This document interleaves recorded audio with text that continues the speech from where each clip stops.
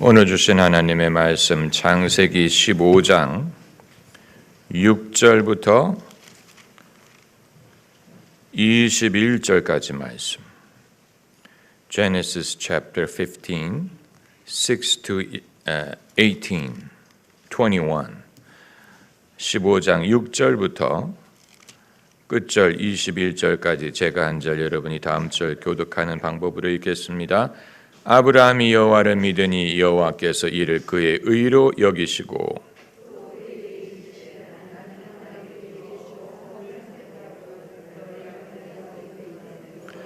그가 가로되 주 여호와여 내가 이 땅으로 업을 삼을 줄을 무엇으로 알리이까?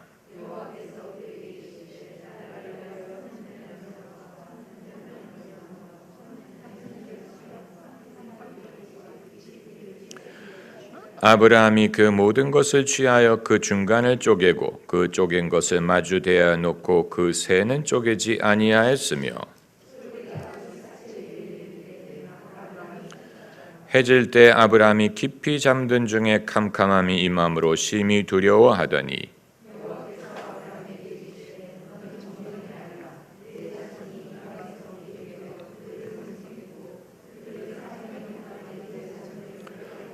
그 섬기는 나라를 내가 징치할지며 그 후에 내 자손이 큰 재물을 이끌고 나오리라. 내 자손은 4대 만에 이 땅으로 돌아오느니 이는 아모리 족속의 죄악이 아직 관영치 아니함이니라 하시더니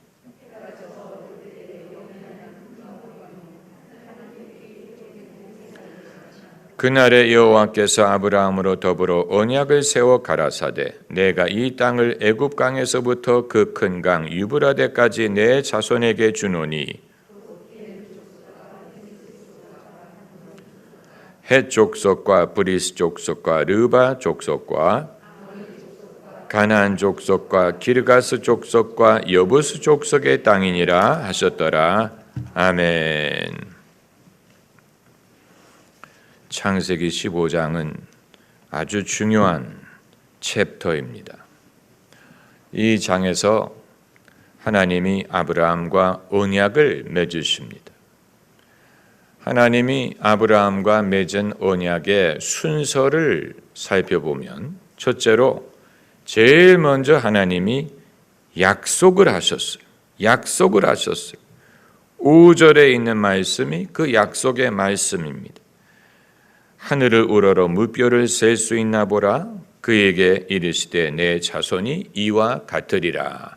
약속의 말씀을 주셨어요. 하나님이 하시는 모든 일은 말씀으로 시작이 됩니다. 천지를 지으신 것도 말씀으로 창조하신 것입니다. 태초에 말씀이 있었다라고 하셨어요. 하나님의 말씀이 없이는 우리가 하나님의 뜻과 하나님의 의지와 하나님이 하고자 하시는 일을 알 수가 없습니다. 하나님께서는 당신의 말씀을 통해 인간의 삶 속에 하시는 일을 시작하십니다. 그래서 제일 먼저 하나님이 아브라함에게 약속을 하셨어요. 그리고 두 번째로 그 결과로 아브라함이 그 약속을 믿었어요. 바로 6절에 아브라함이 여호와를 믿으니 여호와를 믿었다라는 말은 여호와의 말씀을 믿었다라는 것입니다. 우리가 하나님을 믿는다라고 할 때 하나님이 계시다는 것을 믿는다라는 뜻보다는 하나님이 약속하신 것, 행하신 것, 하나님이 이루신 것을 믿는다라는 의미로 하나님을 믿는다라고 하는 것입니다. 그것이 없이 그냥 하나님을 믿는다라고 하면 애매하죠. 애매해. 뭘 믿는다는 얘기. 계시다는 걸 믿는다는 것이지만 그래서 어쩌자는 것입니까? 하나님이 계시지만 그게 나에게 어떤 도움이 되는지를 그냥 믿는다라는 말로는 알 수가 없죠. 기독교인이 하나님을 믿고 예수 그리스도를 믿는다라고 할 때는 그 속에 하나님이 하신 그 많은 일들을 포함하고 말하는 것입니다. 하나님의 약속과 선하심과 인자하심과 신실하심과 그리고 그리스도 예수를 통해서 이루신 일들을 다 포함해서 전능하사 천지를 만드신 하나님 아버지를 내가 믿사오며 독생자 예수 그리스도를 믿습니다 라고 고백을 하는 거예요. 그래서 하나님이 먼저 말씀을 하셨고 그 결과로 아브라함이 여호와를 믿었어요. 그리고 세 번째로 여호와께서 이 믿음을 아브라함의 의로 여기셨어요. 믿음으로 의롭다함을 얻는다는 원리가 바로 여기에 있는 것입니다. 믿음으로 의롭다함을 얻는 것은 이후에 바울이 정립한 신학이 아니고 창세기에 이미 있는 거예요. 아브라함이 최초로 믿음으로 의롭다함을 얻은 사례가 된 것입니다. 그리고 이제 네 번째로 아브라함이 이것을 내가 어떻게 알리까? 라고 여쭈었어요. 믿지만 아직 알지 못하는 부분이 있어요. 내가 어찌 알리까? 라고 물은 것은 이해를 묻는 것입니다. 이해. 어떻게 내가 이것을 이해할 수 있습니까? 이것은 내가 어떻게 깨닫겠나이까? 이건 믿음이 없기 때문에 여쭌 게 아니에요. 우리가 믿을 때 다 알기 때문에 믿는 게 아니에요. 다 알지 못해. 그러나 믿은 후에 알게 될 것입니다. 믿음이 있으므로 알게 됩니다. 다 알기 때문에 믿는 게 아니에요. 다 알길 기다려서 믿으려고 한다면 믿을 수 있는 사람은 별로 없을 것입니다. 먼저 믿을 만한 충분한 증거가 있어요. 믿을 만한 충분한 이유를 우리에게 주세요. 그리고 믿고 나면 이제 알 수 있는 부분이 더 많아집니다. 성 어거스틴이 말하기를 나는 믿음으로 이해한다고 했어요. 이해하기 때문에 믿는다는 게 아니고 믿음으로 이해한다. 먼저 믿음을 가지고 그 후에 믿을 수 있는 길이 열린다는 말입니다. 아브라함도 마찬가지로 먼저 믿은 후에 믿음으로 의롭다함을 얻은 후에 하나님께 여쭈었어요. 내가 이 땅을 얻을 줄을 어떻게 무엇으로 알리까? 이 질문에 다섯 번째로 하나님이 응답하셔서 아브라함이 알게 하기 위하여 제사를 드리게 하신 거예요. 제사를 드리게 하신 거예요. 그래서 9절에 하나님이 암소, 암염소, 수양, 산비둘기, 집비둘기 이 짐승을 하나님께 제사로 드리라고 한 것입니다. 이게 이제 소위 언약식이에요. 제사는 언약의 증빙이 제사 자체에 어떤 인간을 구원하는 힘이 있는 게 아니돼. 인간을 구원하려는 하나님의 뜻을 제사라는 언약식을 통해 확신하게 하는 것입니다. 그래서 18절에 그 제사의 의미가 나옵니다. 그날에 여호와께서 아브라함으로 더불어 언약을 세우셨다. 언약을 세우셨습니다. 이 언약 자체가 아브라함을 의롭게 한 건 아니에요. 이미 하나님은 당신의 뜻을 말씀하셨고 아브라함이 그것을 믿었고 그 믿음을 그의 의로 여기셨어요. 그런데 아브라함이 이것은 내가 어찌 알리까? 라고 여쭈었기 때문에 알게 하기 위하여 언약식을 행하게 하신 것입니다. 언약식이에요. 언약은 이미 하나님이 말씀하시고 아브라함이 믿었을 때 성취가 된 거예요. 남자가 여자에게 청혼을 하고 여자가 받아들이면 이미 결혼은 성립이 된 거나 마찬가지. 그게 제일 중요한 거예요. 결혼식이 결혼을 뜻하는 건 아니에요. 그건 어디까지나 예식이에요. 특별히 요즘은 코로나 바이러스로 결혼식을 연기하거나 제대로 하지 못하기 때문에 신고를 하고 결혼 생활을 시작하는 커플도 있어요. 결혼식을 하지 않았지만 결혼을 한 거예요. 예식을 올리지 않은 것뿐이죠.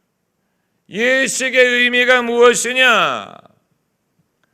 애매한 눈에 보이지 않는 결혼이라는 개념을 눈에 보이는 예식을 통해서 나타내므로 본인도 실감하고 남들도 그것을 확증하게 하기 위한 것이 아닙니까? 결혼식 그 자체가 결혼을 이루는 건 아니에요.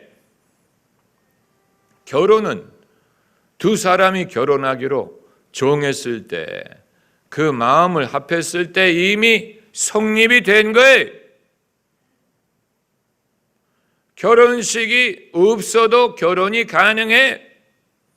그러나 결혼식을 하는 이유는 드레스를 입어보고 싶고 사진도 찍어야 되겠고 가족들과 친척들을 불러야 되겠고 그게 필요하기 때문에 하는 것이고, 이제 두 사람의 연합을 사람들 앞에 선포하고 사람들이 그것을 보고 알고 축복하기 위한 것이 아닙니까?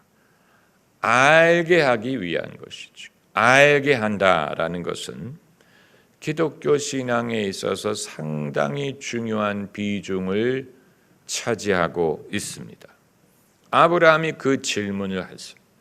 내가 이것을 무엇으로 알리까? 이 질문에 하나님이 응답하신 거예요. 알게 하기 위해서 당신의 뜻, 당신의 의도, 당신의 약속, 신실하심, 미래에 이루어질 일을 아브라함이 알게 하기 위해서 제사를 요구하셨어요. 이 제사가 성경에 유일하게 등장하는 이런 식의 제사예요. 번제가 아니었어요. 번제라 함은 짐승을 잡아서 불로 태우는 것이지만 홀로코스트, 아브라함은 불을 태운 게 아니고 반으로 쪼갠 것뿐이고 하나님이 불로 그 가운데를 지나가셨어요. 그렇게 함으로 그 제사를 연락하신 것입니다. 여기에서 이제 제사의 목적, 제사의 필요성, 제사의 의미에 대한 신학적인 이해를 요구합니다. 좀 급진적인 신학적인 해석이 될 수도 있어요. 급진적인 해석, 그것은 무엇이냐면 예수 그리스도의 십자가의 죽음이 인간의 구원에 있어서 어떤 역할과 어떤 의미가 있느냐 하는 것입니다. 하나님 아버지께서 독생자를 보내실 때 이미 세상을 구원하기로 정하신 거예요. 이미 정하시기 때문에 보내신 거예요. 예수께서는 십자가에 달려 죽기 이전에 벌써 말씀하시기를 하나님이 세상을 사랑하사 독생자를 주셨고 믿는 자마다 멸망치 않고 영생을 얻게 하셨다라고 선포하셨어요. 예수님이 십자가에 달려 죽으시기 전에 벌써 예수님을 믿은 많은 사람들이 있었어요. 그 사람들은 예수님 십자가 이전에 믿은 거예요. 그러나 그 믿음이 그들의 구원을 위해 유효하지 않겠습니까? 그때 이미 구원을 얻은 거예요. 십자가 사건 이전에 믿음으로 이미 구원을 얻은 거예요. 예수께서 십자가에 달려 죽으시기 이전에 하나님은 이미 죄인을 구원하고자 정하셨고 예정하셨고 이미 아들을 보내주셨어요. 그럼에도 예수님은 십자가에 달려 죽으셨어요. 그러므로 인간의 구원에 대하여 예수님의 십자가의 죽음이 어떤 역할이고 어떤 의미였을까라는 것을 우리가 생각하게 되는 것입니다. 오늘 본문 말씀이 그것을 이해하는 데 도움이 되지 않을까를 생각하는 이유가 거기에 있는 것입니다. 아브라함은 하나님의 말씀을 믿었고 이미 그 믿음으로 의롭다함을 받았어요. 그런데 거기서 끝난 게 아니고 내가 이 땅을 기업으로 얻을 줄을 무엇으로 알리까? 라고 여쭈었고 아브라함이 알게 하기 위하여 하나님이 제사를 명하시고 그 제사를 통해 언약을 맺으신 것인데 언약이 어느 시점에 맺어졌느냐를 생각한다면 하나님이 약속을 하셔서 아브라함이 믿었을 때 이미 성취가 된 거예요.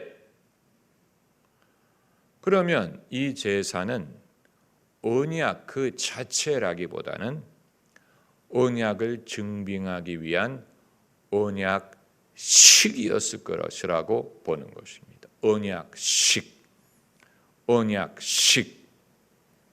성경에는 이처럼 하나님이 약속하신 행위가 있고 그리고 그것을 증빙하는 어떤 의식이 있었어요.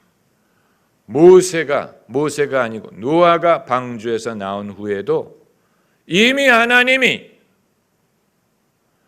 마음에 정하시기를 내가 사람을 다시는 물로 심판하지 않으리라. 이미 노아와 그 식구를 구원하셨죠.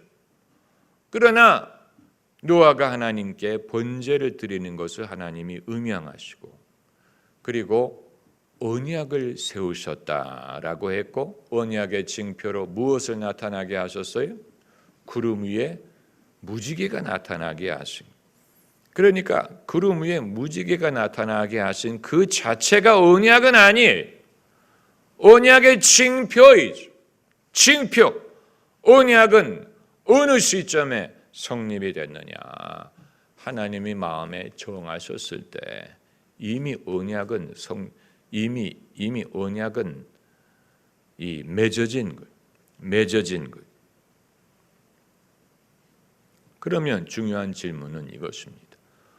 언약 자체가 인간을 구원하느냐 아니면 인간을 구원하려는 하나님의 뜻을 언약을 통해 나타나시고 사람이 알게 하시느냐 하는 거예요. 아주 중요한 신학적인 질문.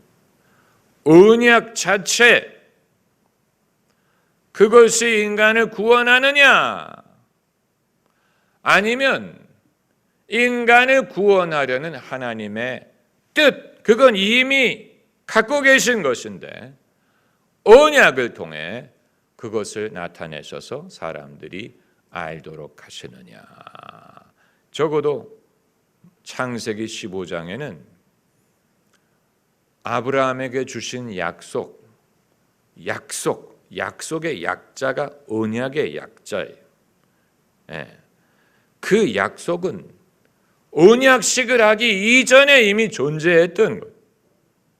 이미 하나님의 마음속에 정해져 있었던 거예요. 이미 하나님은 그걸 주신 거예요. 정하신 거예요. 그리고 아브라함이 그것을 믿었을 때 이미 아브라함의 것이 된 거예요. 그러나 아브라함이 그것을 알게 하기 위해서, 알도록 돕기 위해서 이제 이 아주 복잡한 언약식을 행하게 하신 것이, 이것도 아주 거룩한 언약식, 하나님이 함께 하신, 하나님이 받으신 언약식이, 예수 그리스도의 십자가 죽음이 어떻게 우리의 구원이 됐느냐를 우리가 이해하려고 할 때 이제 평소에 이해하기 어려웠던 부분이 있습니다. 그건 뭐냐면 하나님이 당신의 아들을 꼭 죽게 해야, 당신의 아들을 꼭 죽여야 우리를 구원할 수 있었다는 말이냐, 하나님의 의의 요구가 그렇게 잔인하냐, 당신의 아들을 죽여야만 인간을 용서할 수 있었다는 말이냐, 그렇게 생각하면 의문이 생기죠. 우리를 구원하기 위해 당신의 아들을 죽여야 될, 하나님의 의가 뭔지는 모르겠지만 그렇게 당신의 아들이 당신의 죽음으로 희생을 해야 하나님의 의의 요구가 이루어지는 것이라면 하나님은 참 잔인한 분이 아니냐, 너무 무서운 분이 아니냐, 이런 생각을 할 수도 있습니다. 우리가 평소에 이해하지 못해, 제가 수십 년 전에도 이런 설교를 했는데 성도들의 반응이 어렵다 하는 거예요. 어렵다. 그게 왜 어려운지 아세요? 수십 년 동안 한 가지만 교회에서 들어왔기 때문에 그냥 한 가지만 주구장창 들어왔어요. 그것만을 주입식으로 배웠어요. 그러나 여기에 대해서 이제 우리가 이해를 키우기 위하여, 좀 더 이해하기 위하여, 도대체 하나님이 어떤 분이, 하나님이 사랑이시라고 했는데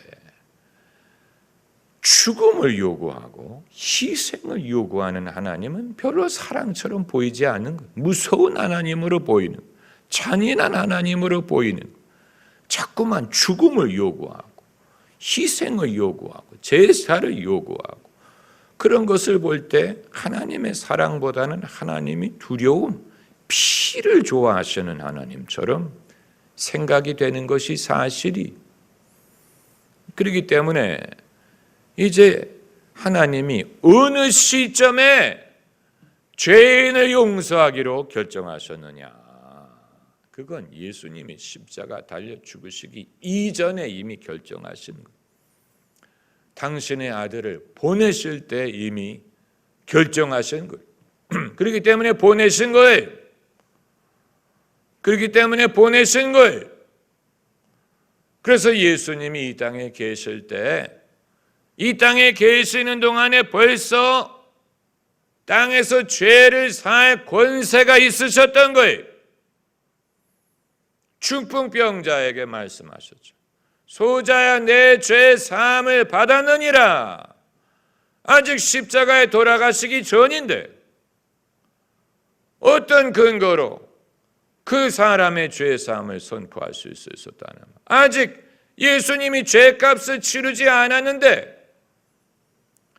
만약에 십자가의 죄값을 치름이 죄 사함의 필수 조건이라면 예수님은 십자가에 죽으시기 전에는 어느 누구의 죄도 사할 권세가 없으셨을 것입니다. 그러나 그 이전에 이미 소자의 내 죄 사함을 받았다라고 선포하셨어요. 그리고 그 죄 사함을 받았다는 증거로서 그 병까지 고쳐주신 거예요. 그 병의 나음을 통해 예수님의 입에서 나온 죄사함의 선포가 헛되지 않은 것을 그 사람이 깨닫게 하신 거예요. 그 한 사례만 있는 것이 아니고 여러 번 예수님은 내 믿음이 너를 구원하였노라. 십자가에 돌아가시기 이전에 이미 구원을 선포하셨어요. 구원이 예수님의 십자가의 보혈로만이 이루어지는 것이라고 한다면 어떻게 그 이전에 내 믿음이 너를 구원하였다라고 말씀하실 수 있어요? 그렇지 않습니까? 예수님의 공생의 기간 중에 예수님을 믿었던 수많은 사람들이 사도행전에는 다시 등장하지 않아요. 바디메오든 수르보니게 여인이든 10명의 중풍병자든 나인성 과부의 아들이든 백부장의 종이든 이런 예수님의 공생의 기간에 나음을 얻고 구원을 받았던 사람들이 사도행전에 더 이상 등장하지 않아요. 이것은 그 자체가 하나의 메시지라고 봅니다. 이 사람들은 이미 구원을 받고 이미 예수님 골고다 사건 이전에 구원을 받았기 때문에 사도행전에 새삼스럽게 다시 등장을 시켜서 이들이 다시 믿어야 될 필요가 있었겠어요? 무슨 다시 세례를 받아야 될 필요가 있었겠어요? 이미 구원을 받은 것인데, 그렇기 때문에 만약에 이들을 사도행전에 다시 등장을 시켜서 바디메오와 수르보니게 여인도 예수님의 이름으로 세례를 받았더라 이렇게 말하게 되면 문제가 발생하는, 신학적인 문제가 발생하는 것. 마치 예수님 공생의 기간에 믿었던 것만으로는 충분히 않다라는 뜻이 되는 것이기 때문에 그들을 등장시키지 않은 거예요. 예수님의 제자들이 사도행전을 보면 남들에게 세례를 베풀었을지언정 본인들이 다시 세례를 받지 않았어요. 그들은 이미 예수님 공생의 기간에 예수님 믿은 것으로 이미 그들은 의롭다함을 얻은 상황이었기 때문에 예수님의 부활 후에 다시 무슨 세례를 받아야 된다든가 다시 예수님을 영접함으로써 그 구원을 완성해야 될 그럴 필요가 있었던 것이 아니었다는 것입니다. 다시 말하면 예수님의 십자가 이전에도 예수님은 세상을 구원할 능력과 은혜를 갖고 계셨고 그것을 사람들이 누렸어요. 그렇다면 이제 예수님의 십자가 사건이 어떤 의미가 있었느냐?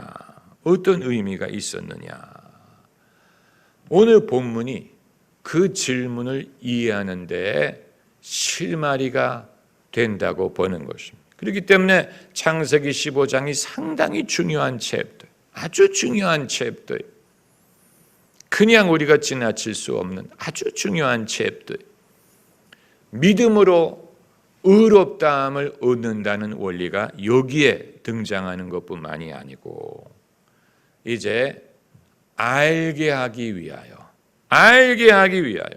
아브라함의 질문이 중요한, 여호와여 이 땅으로 업을 삼을 줄을 무엇으로 알리까? 알게 하기 위하여 하나님께서 제사라는 언약의 예식, 언약식을 거행하게 하신 거예요.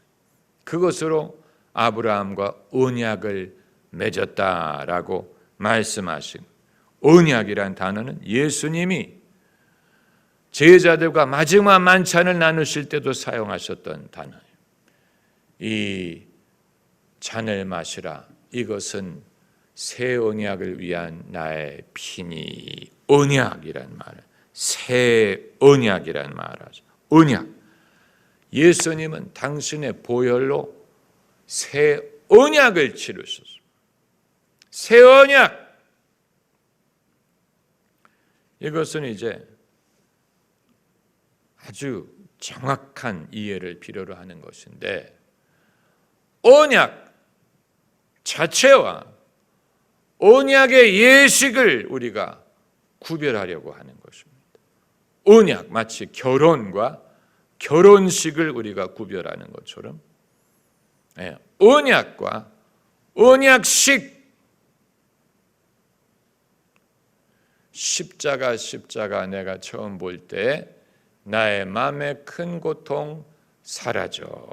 사람이 십자가, 예수님의 십자가를 통해 하나님의 사랑을 알게 됩니다.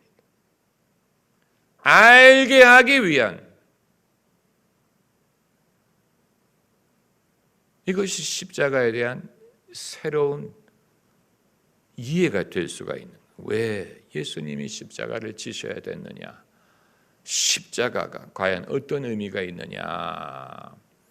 알게 하기 위한 것. 로마서 5장 8절을 찾아보세요. 로마서 5장 8절.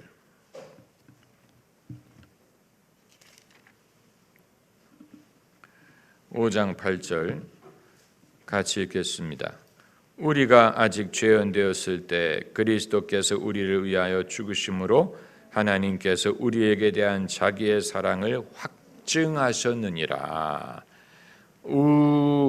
예수께서 우리가 아직 죄인 되셨을 때 죽으심으로 그 사건이 우리에 대한 하나님의 사랑이었다라고 말한 게 아니고 사랑을 확증하셨다. 그 말은 증명했다, 보여주었다, 깨닫게 하셨다, 알게 하셨다라는 뜻이에요.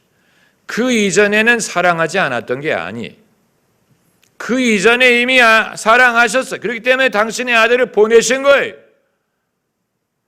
그러나 우리가 아직 죄인 되었을 때 예수께서 죽으심으로 십자가를 통해 그 사랑을 증명하고자 하신, 알게 한 것, 증명한 것. 나를 정말 사랑하심을 내가 무엇으로 알리까? 라는 질문을 하나님이 미리 내다보시고 당신의 아들을 십자가에 죽게 하셔서 그것으로 증명을 하셔요. 하나님께서는 이미 약속을 하셨는데, 이미 정하셨죠. 그러나 우리가 그것을 알게 하기 위해 이 모든 것이 필요할 수 있었던 것입니다. 여러분, 이처럼 하나님과 사람의 관계는 아주 복잡하고 어렵습니다. 복잡하고 어려워요. 왜냐하면 하나님은 하늘에 계시고 우리는 땅에 있고, 하나님은 거룩하시고 우리는 죄인이고, 하나님은 전지전능하시고 우리는 미련하고 약하기 때문에 하나님의 큰 뜻, 하나님의 큰 계획, 하나님의 큰 사랑을 우리가 다 알 수가 없어요. 다 알 수가 없어요. 그것을 알도록 하나님이 도우신 것입니다. 할렐루야. 기도하십시오.